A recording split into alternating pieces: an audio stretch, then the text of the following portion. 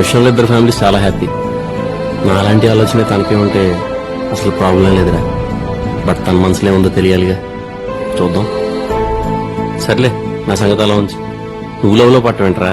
ఎవరా అమ్మాయి? నా పరిచయం చేయవా?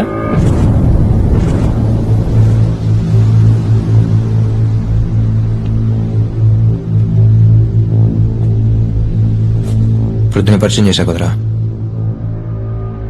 నేను లవ్ చేస్తుంది మహాన్. రే, నువ్వు మహాన్ లవ్ చేస్తున్నావు తెలియగానే నేను సైలెంట్ అయిపోయి సైడ్ అయిపోయి ఒక డ్రామా క్రియేట్ చేసి ఇలా యాక్ట్ చేయడం నా వల్ల కాదురా. పైగా నీతో నేను ఫేక్ గా ఉండలేను. అయినా ఒక అమ్మాయి అందంగా ఉందంటే ఇద్దరు ముగ్గురు వెంట పట్టడం కామన్. తనకు లూకే చేయగానే మిగతా వాళ్ళు సైలెంట్ అయిపోట్లా. ఇది అంతే. కాకపోతే ఏంటంటే ఇక్కడ ఇద్దరం ఫ్రెండ్స్ అయ్యాం, అంతే తేడా. అంటే తనంటే ఇష్టం అని మహాతో చెప్పేసేవా? రేయ్, ఏదైనా ఫస్ట్ నీకే కదరా చెప్తాను. నేనంటే ఇష్టం అని తెలుసు కానీ అది లవ్ అని కాన్ఫిడెంట్ గా నేనే చెప్పలేనురా. ఇంచుమించు ఇద్దరు సిచ్యువేషన్ ఒకటే.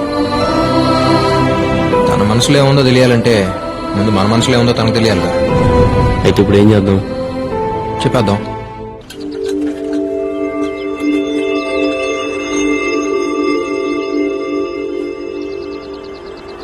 అలా క్యాపుచినో. Okay sir. నాకు అదే. Okay. One cold coffee with whipped cream, ice blended, not crushed. Okay ma'am. వెళ్ళేంత వరకు డాడీ మమ్మీలు ఇద్దరు నీ గురించే మాట్లాడుకున్నారు. తెలుసా ఆ రోజు? వాడికి మంచి ఫ్యూచర్ ఉంది, నాకు తెలుసు వాడు పర్ఫెక్ట్ అని. అలా ట్రాన్స్ లోకి వెళ్ళిపోయారు. They are so happy for you అసు. అసలు అనుకోలేదు మీరిద్దరు ఫ్రెండ్స్ అయి ఉంటారని. It's a small world. అవును, ఏంటి సడన్ గా కలవాలన్నారు?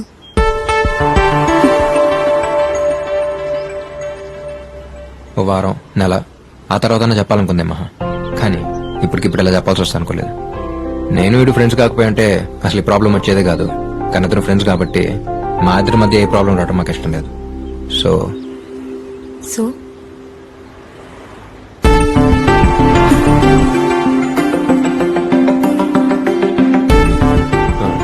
ఏంట్రా ఇప్పుడు నేను పక్కన రైట్. మహా, ఎప్పుడైతే వీడు నేను మీ అన్నయ్య పెళ్ళి చూశాడో అప్పుడే ఫ్లాట్. నీకోసం గుండెల్లో గుడి, చర్చు, మసీదు అన్నీ కట్టేశాడు. మామూలుగా ఈడు ఒక అమ్మాయి గురించి మాట్లాడటం ఇప్పుడు వినలేదు. అలాంటిది ఎంత ఫీల్ అయి మాట్లాడింది ఫస్ట్ టైం నీ గురించి. బయటికి చెప్పట్లేదు కానీ హీ లవ్స్ యు లాట్.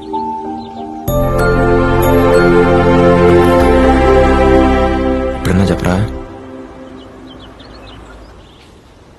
నాకు నీ మీద ఉన్న ఫీలింగ్కి లవ్ అనే మాట కరెక్ట్ కదా తెలియదు మహా.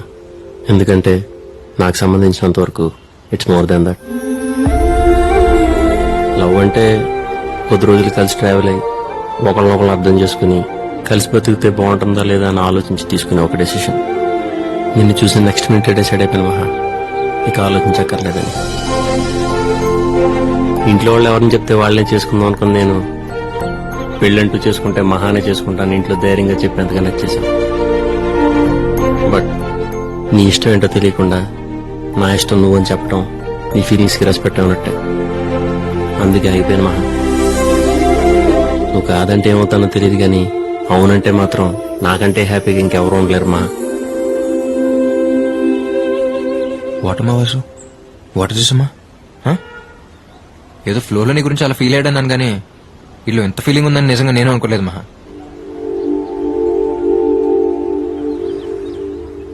నాకు మా ఫ్రెండ్షిప్ తప్ప ఇంకో ప్రపంచం తెలియదు మహా. లైఫ్లో అన్నిటినీ క్యాజువల్గా తీసుకుని నేను సీరియస్గా తీసుకుంది వీడిని, తర్వాత నిన్నే.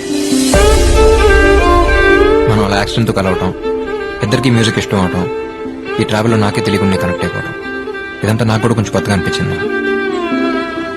వీడు వచ్చాక వీడితో మాట్లాడి నీతో చెప్దాం అనుకున్నాను, కానీ ఇలా వీడితో పాటు నీకు చెప్పాల్సి వస్తా అనుకోలేదు. జనరల్గా ఒక అమ్మాయిని చూడటం, వెంట పడటం, తనే లైఫ్ అనుకుని బతికేయడం, ఇదంతా టైం వేస్ట్ అనిపించేది.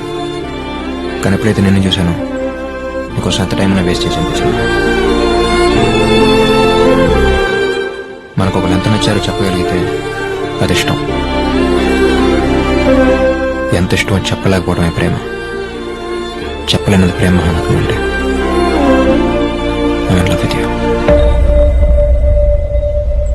నువ్వు అవునన్నా కాదన్నా రేపు నా ఫ్యూచర్ ఏదైనా you'll always be A part of my life.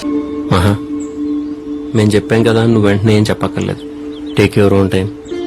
నీకు ఎప్పుడు చెప్పాలనిపిస్తే అప్పుడే చెప్పు. నీ అంతకు నువ్వు చెప్పేంత వరకు ఈ టాపిక్ గురించి నీతో అసలు డిస్కస్ చేయం. ఏంట్రా వాసు మంచి ఫామ్ లో ఉన్నావు. ఊరుకోరా. అది కదరా ప్రిపేర్ వచ్చావేంటి? ఏం లేదు బాబాయ్. ముందు చెప్పుడు నేను ప్రిపేర్ అయ్యానుగా. అయినా ఇద్దరు ఒకేసారి ప్రపోజ్ చేయడం ఏంటి? సడన్ గా వచ్చి చెప్పేసరికి ఏం అర్థం కాలేదు. తర్వాత ఆలోచించాను, తప్పే ఉంది. దీన్ని ఇష్యూగా ఫీల్ అయ్యి పొసెసివ్ గాను ఈగో కింద తీసేసుకుని వాళ్ళు గొడవ పడకుండా జెన్యున్ గా అనిపించింది చెప్పారు. వాళ్ళు ఫ్రెండ్షిప్ కి ఎంత రెస్పెక్ట్ ఇస్తున్నారో నా మీద ఉన్న లవ్ కి కూడా అంతే రెస్పెక్ట్ ఇవ్వడం నాకు చాలా నచ్చింది. ప్రేమించే వాళ్ళు చాలా మంది ఉంటారు ఉషా, కానీ అర్థం చేసుకున్న వాళ్ళు దొరకడం చాలా కష్టం. ఆ విషయంలో వాళ్ళిద్దరూ ది బెస్ట్. ఇంతకీ నువ్వెవరిని లవ్ చేస్తున్నావు? అమ్మిచ్చిరమ్మంది. ఏమైంది మహా? డాడీ వాళ్ళ గురించి నీకు తెలిసిందే కదా వాసు. 2 days లో కాన్సర్ట్. నేను మ్యూజిక్ ట్రూప్ కి వెళ్ళడం వాళ్ళకి తెలియదు కాబట్టి ఇప్పటిదాకా ఏ ప్రాబ్లం లేదు. ఇప్పుడు కాన్సర్ట్ పర్ఫార్మెన్స్ అంటే డెఫినెట్ గా తెలిసిపోతుంది. ఎలా రియాక్ట్ అవుతారో అని చాలా టెన్షన్ గా ఉంది. ఈ టెన్షన్ లో నా మైండ్ అసలు పాడడం మీదకి వెళ్ళట్లేదు. నా కళ నిజమవడానికి నాకు వచ్చిన ఫస్ట్ ఆపర్చునిటీ ఇది. రేస్ లో పరిగెత్తుకుంటూ వచ్చి ఫినిష్ లైన్ ముందు ఆగిపోయినట్టుంది నా సిచ్యువేషన్.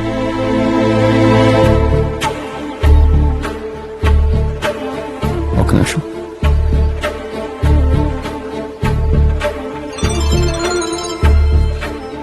మామయ్య, నేను వాసుని. ఆ వాసు ఒకసారి మాకే వాసు. మామయ్య మాట్లాడు. Hello daddy. ఎంతో ఆలోచించి ఉంటే తప్ప వాసు అంతలా మాట్లాడు. I think is right. Daddy cricket అంటే చాలా ఇష్టం. ఇప్పటికే ఇండియా పాకిస్తాన్ మ్యాచ్ వచ్చిందంటే అన్ని పనులు మానేసుకొని టీవీ ముందు సెటిల్ అయిపోతాను. ఆ క్రికెట్ ఎలాగో నీకు మ్యూజిక్ ఎలాగా. గో అహెడ్ నాన్న. Thanks dad.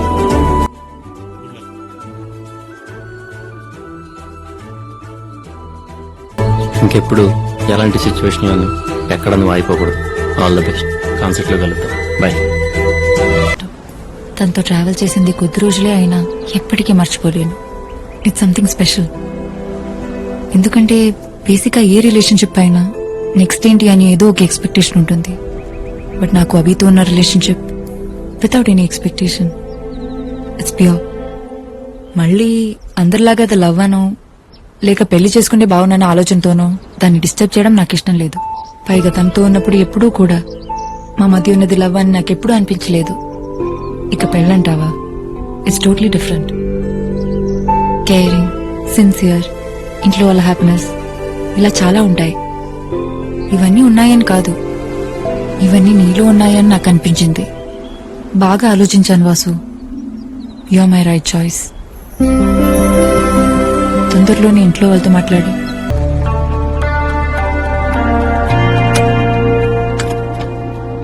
ఏమైందిరా? ఏంట్రా? మహా ఓకే ఉంది. అసలు ఎక్స్పెక్ట్ చేయలేదు. తొందరలోనే ఇంట్లో వాళ్ళతో మాట్లాడి పెళ్లి చేసుకుందాం ఉంది. చాలా హ్యాపీరా. మీరు ఫేస్ చూడరా వెళ్ళిపోతుందో. నీ అబ్బా.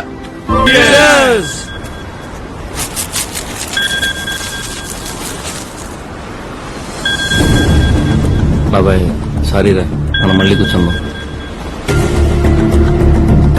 రే వాసు, రే రే వాసు. 10 నిమిషాలు అక్కడ ఉంటా. ఏంట్రా?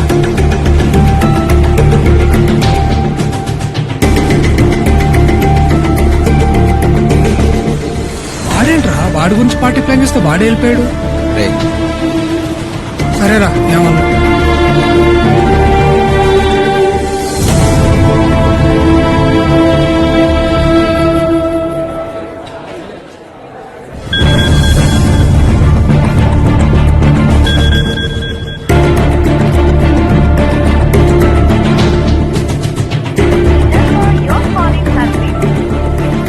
సరే మళ్ళీ హ్యాండ్ ఇచ్చాడా?